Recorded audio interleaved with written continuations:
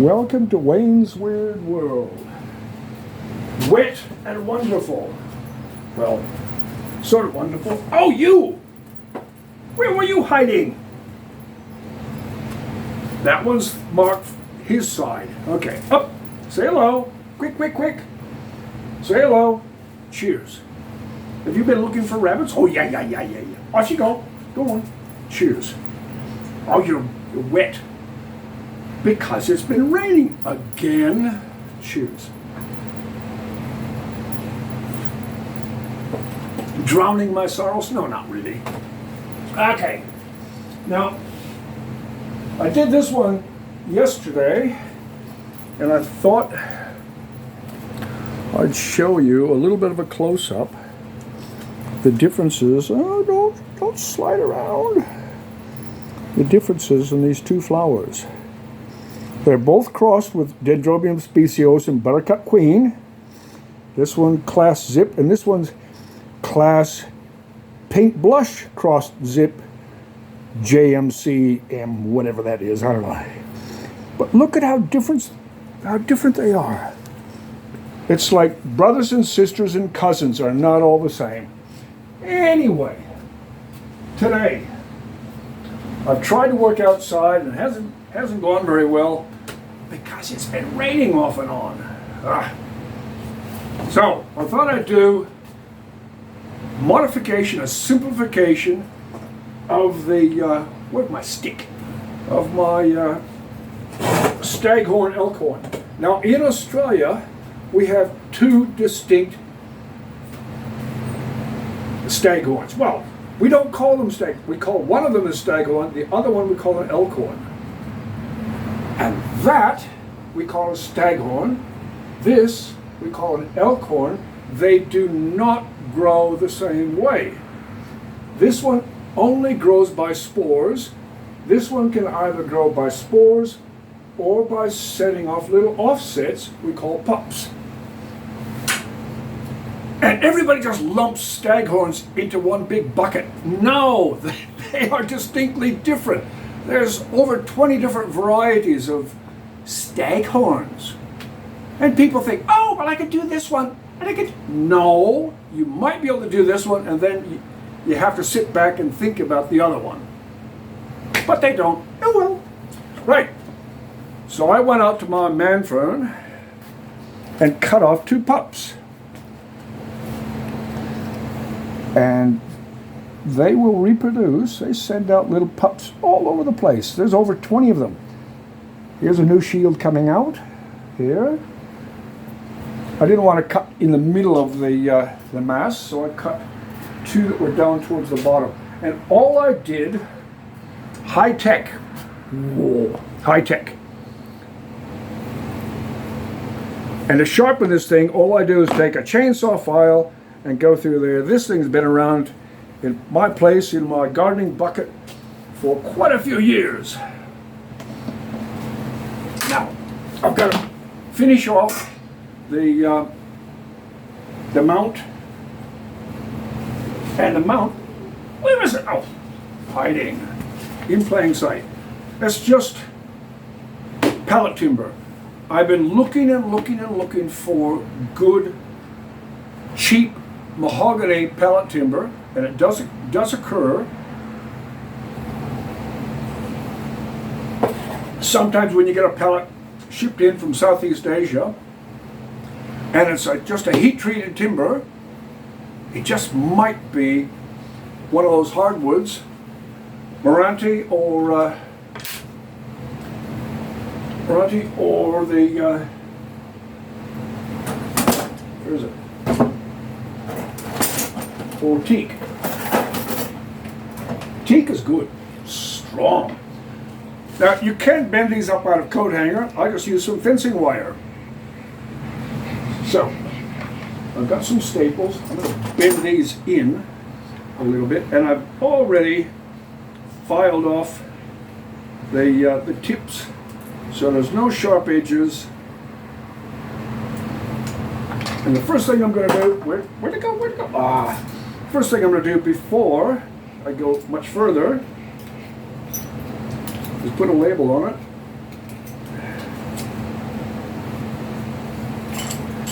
with a date. Okay, that's close enough to center. And fencing staples, you can use whatever you like, but I find fencing staples, don't tell me I forgot the hammer. You're kidding me. I'm going to do this job and no hammer? Uh-oh. Chotamate yo kudasai.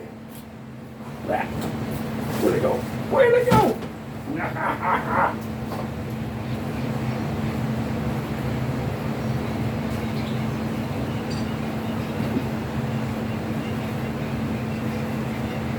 This is what happens when you don't do any fancy edit. And this is what I'm going to use to try and tie it on with instead of fish line. So, fancy edits, I'd be able to avoid all that. But I don't do fancy edits. I don't do fancy titles or any of that stuff. I was going to call it crap, but I won't say that. So I definitely don't want to say that in public.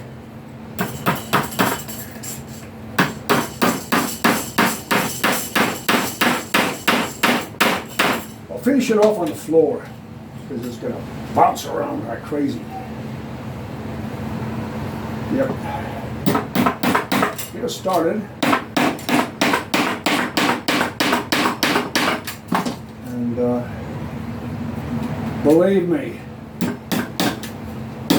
this will hold a lot of weight. So I'm not really too concerned. Come on. There's another one. I'm not really too concerned about strength. Whoop! Now finish it off on the floor. Couple of good whacks.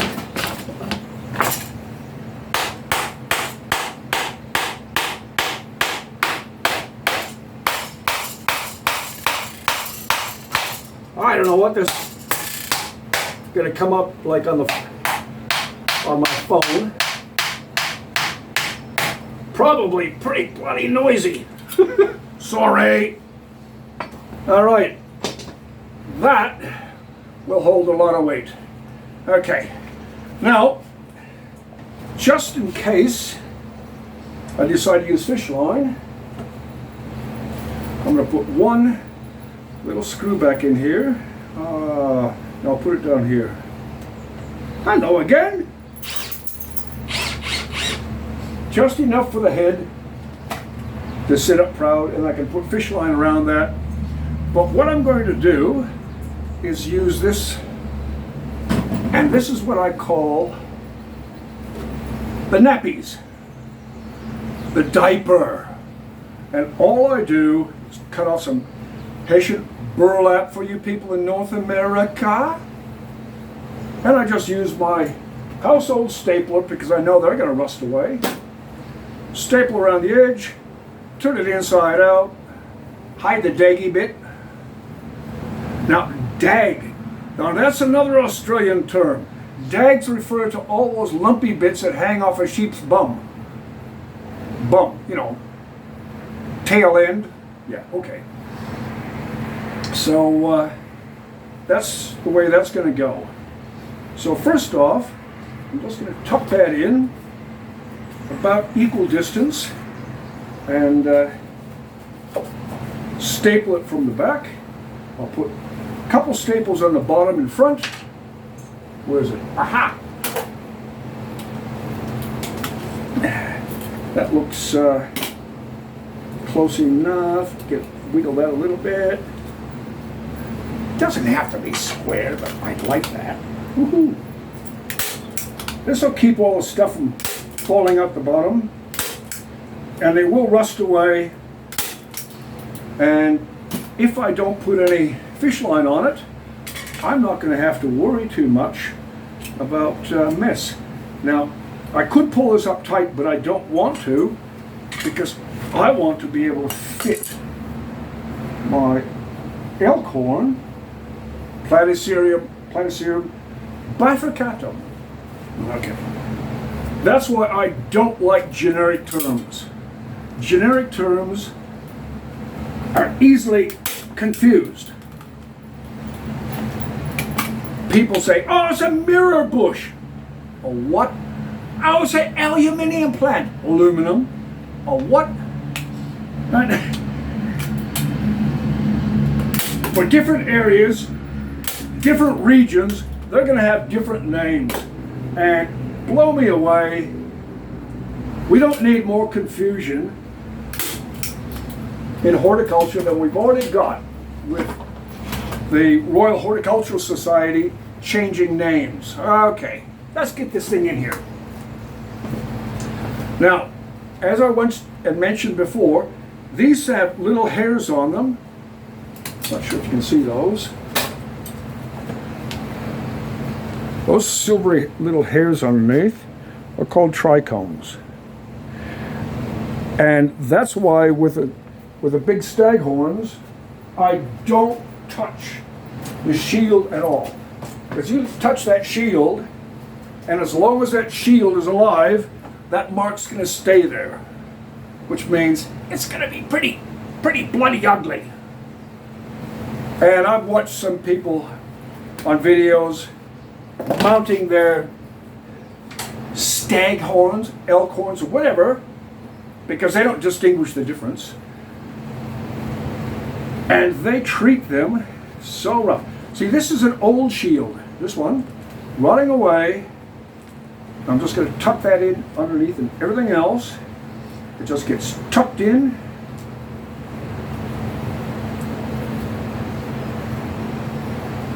Now, I'm going to turn that down, and I'm going to take, pull that nail out, and put one bit of this across there. And I think that's going to be about enough. Give it a little bit more so I can staple it off. Yeah. If you don't have good scissors, try and get a pair of these things.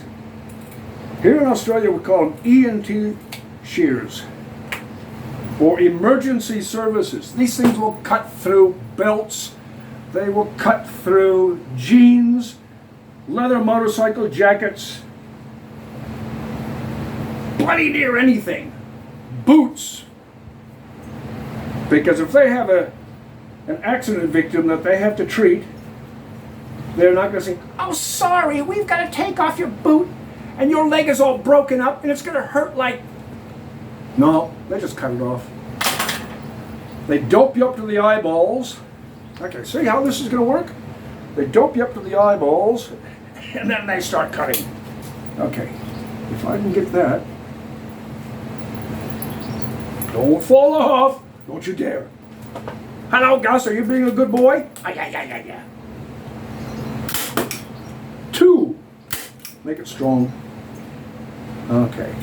Now, I don't have to pull it too tight because everything's going to be filled up with this fine mix, which I'll show you in a minute. Yeah. Are you being a good boy? Whoa. He's got his chew toy, and that means he wants to play. Oh yeah. All right. Okay, that's that. Now, this is 1/3 sieve material from pine bark, 1/3 material from manfern frond, and 1/3 material sieved out of orchid mix. And I just tuck it in there.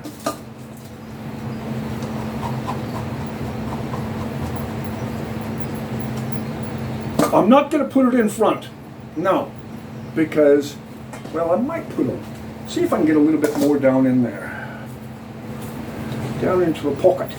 Oh yeah, it's going down in the pocket.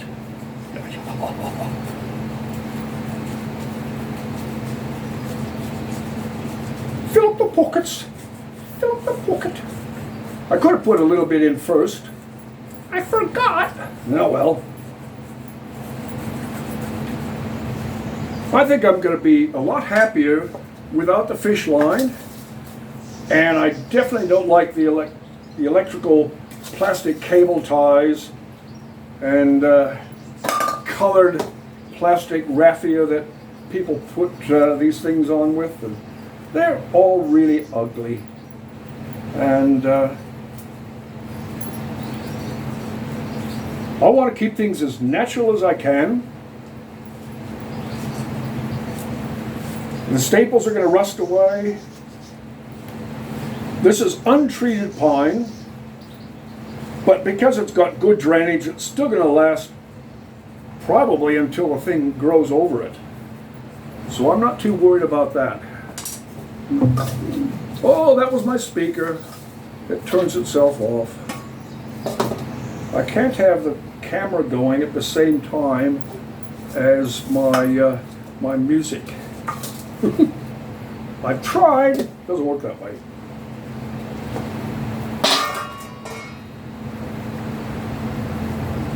Oh, I'm liking this one. That's it. I'm done. Ta-da! Now, hopefully that took less than 10 minutes, because I wasn't too impressed having to take 20-some minutes for the last one. Oh, look at my jeans, my best work clothes. Oh yeah, right, okay. Ow! I've soiled my trousers. I'll give it a quick hose. Oh, whoa, whoa.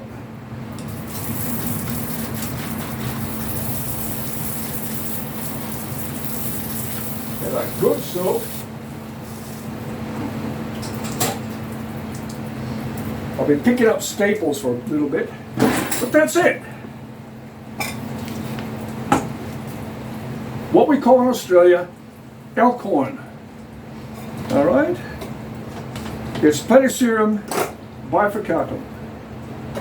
Where the big one with a big shield all by itself that doesn't throw out pups that we have growing here native in Australia, Queensland, northern New South Wales, is Platycerium superbum. Superbum! No, you can't say that. That might be rude. Oh well. Cheers. Yeah, I like it. And that's going to grow out very soon, because there's another little one coming there, and there's another little one coming there. So I'm pleased with that. A few months' time, hopefully, it'll be putting on a new sheet like this one. That's it. Wayne's Weird World. See you next time. Cheers. Yes, Gus, we'll go play.